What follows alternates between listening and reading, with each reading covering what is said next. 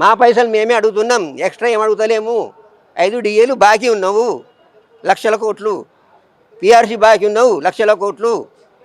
ఎప్పుడు ఇస్తావు ఇవి? దొంగ మాటలు చెప్పినావు, అందరికీ అబద్ధాలు చెప్పినావు. ఒక్క ఉపాధ్యాయులకే కాదు, మాకు ఇయ్యకు. సరే, రైతులకు ఇయ్యు.